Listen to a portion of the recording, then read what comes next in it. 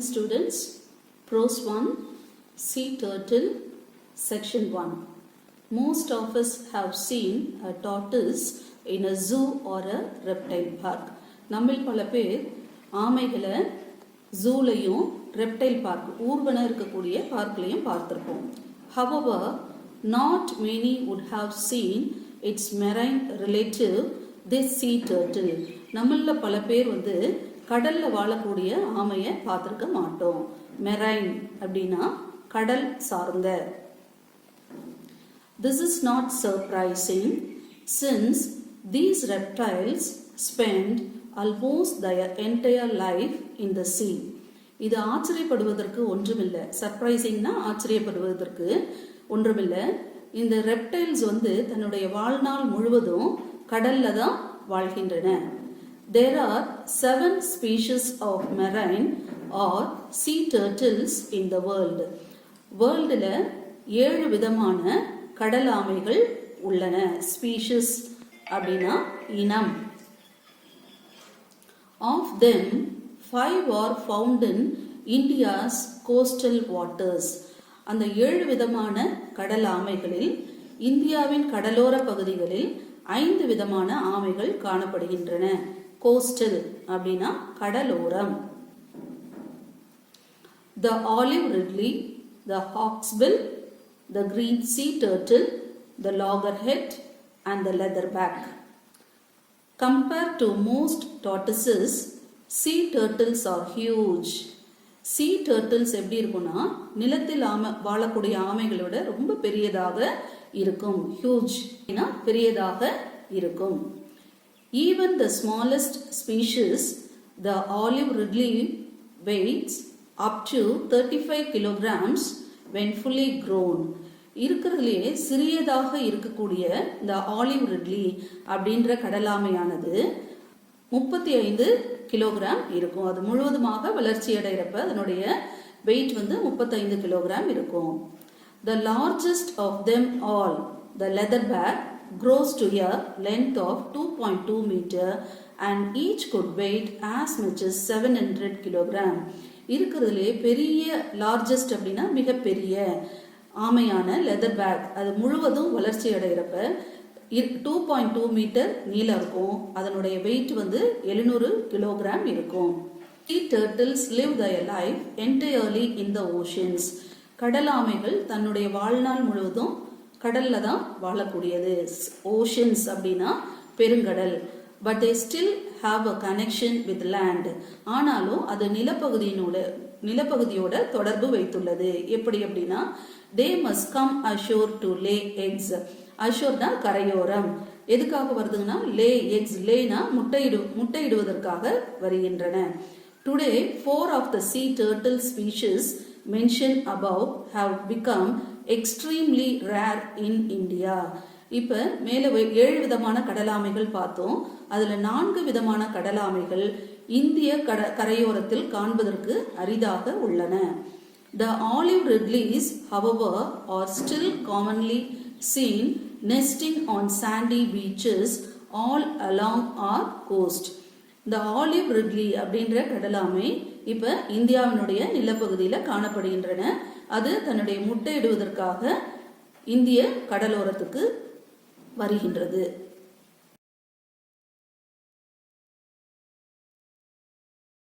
Section 2.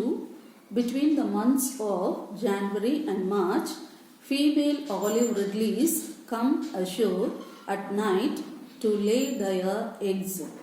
ஜனவரியிலிருந்து மார்ச்சுக்குள்ள இடைப்பட்ட காலத்துல பெண் ஆலிவ் ரிட்லீஸ் கடற்கரையோரத்துக்கு தன்னுடைய முட்டைகளை இடுவதற்காக வருகின்றன.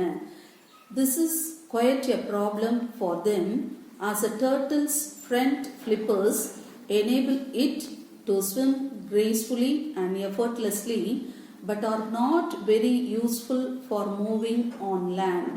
Flippers அப்படின்னாக்கா நீந்துவதற்கு பயன்படக்கூடிய உறுப்பு. The turtle has to haul itself laboriously onto the beach.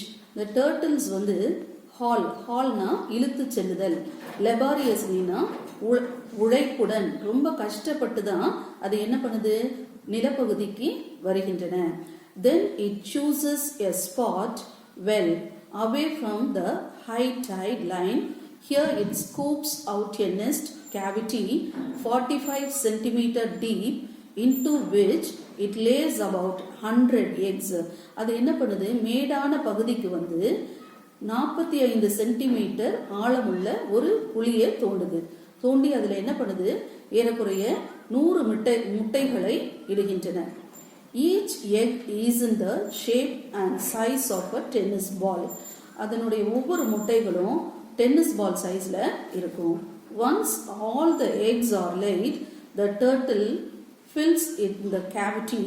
Then it camouflages the nest by tossing sand on it using its flippers. அது 100 முட்டைகளை இட்ட பிறகு அது என்ன பண்ணுதுன்னா, அந்த முட்டைகளை மண்ணை போட்டு மறைக்குது. camouflages அப்படின்னா மறைத்து வைத்தல். That done, it returns to the sea. அந்த வேலையை முடிச்ச பிறகு அது என்ன பண்ணுது, திரும்ப கடலுக்கு சென்று விடுகின்றன. The eggs are left to incubate under the warmth of the sun. Incubate அப்படின்னா அடைக்காக்கும். சூரியனுடைய வெப்பத்தின் மூலமாக அந்த முட்டைகளானது அடைக்காக்கப்படுகின்றன. In many places around the world, local people follow the tracks of the turtle to its nest. They collect the eggs for eating. Local people, அந்த பகுதியில் வாழக்கூடிய மக்கள், tracks வழித்தடம், ஆமையினுடைய வழித்தடத்தை பின்பற்றி சென்று அந்த முட்டைகளை உண்பதற்காக சேகரிக்கிறார்கள். collect அப்படின்னா சேகரிக்கிறார்கள். Jackals, domestic dogs and pigs to dig up and eat the eggs by following the scent left by the turtle. Jackals நரி, domestic dogsனா வீட்டில் வளர்க்கக்கூடிய நாய்கள், pigsனா பன்றிகள் கூட அந்த ஆமையினுடைய வாசனையை பின்பற்றி சென்று அதனுடைய முட்டைகளை உண்ணுகின்றன. Those eggs that escape such people and predators hatch 45 to 60 days later. இவ்வாறு மனிதர்களிடமிருந்தும், பீப்புள்னா மனிதர்கள், பிரிடேட்டர்ஸ்னா வேட்டையாடுபவர்கள், அதாவது தன்னுடைய உணவிற்காக பிற விலங்குகளை கொல்லுபவர்கள், இவர்கள் தான் பிரிடேட்டர்ஸ்னு சொல்லுவாங்க. இவர்களிடமிருந்து தப்பித்த முட்டைகளானது 45 முதல் 60 நாட்கள் அடைக்காக்கப்படுகின்றன. The hatchlings slash open the leathery eggshell with the help of a tiny egg tooth. This is like a razor blade at the tip of a hatchling's snout. இந்த ஆமை குஞ்சுகள் என்ன பண்ணுதுன்னா, முட்டை ஓட்டினை தன்னுடைய எக் டூத் நாள் கிழித்து கொண்டு வெளிவருகின்றன. ஸ்னவுட் அப்படின்னா விலங்கினுடைய மூக்கு பகுதி, அதாவது இந்த இடத்துல விலங்கு அப்படின்றது ஆமை குஞ்சு, அதனுடைய மூக்கு பகுதி எப்படி இருக்கும்னாக்கா பிளேடு மாதிரி ஷார்ப்பாக இருக்கும். When most of the eggs have hatched, the hatchlings push themselves upwards through the sand and emerge on the surface of the beach. அவ்வாறு முட்டையிலிருந்து வெளிவந்த ஆமை குஞ்சுகள் மணலை தள்ளிக்கொண்டு, மேற்புறமாக தள்ளிக்கொண்டு வேகமாக வெளிவருகின்றன.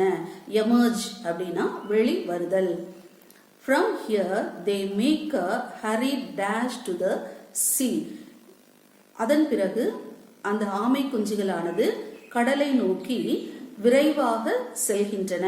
hurried அப்படின்னா விரைவாக.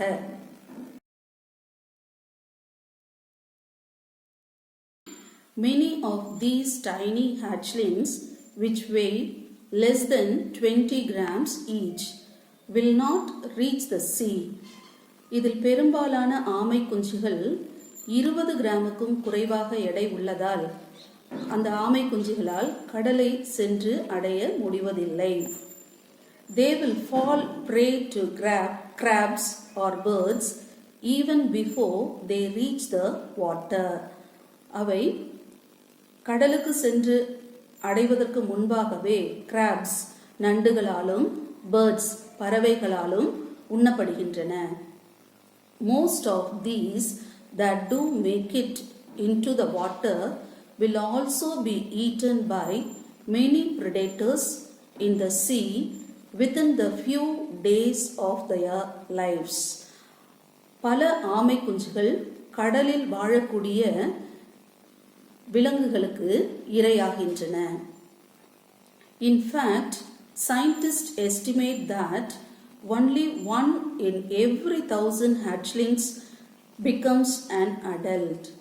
1000 ஆமை குஞ்சுகளில் ஒன்று மட்டுமே தப்பி வளர்கின்றன என்று அறிவியலாளர்களுடைய கருத்து இங்கு கூறப்படுகிறது.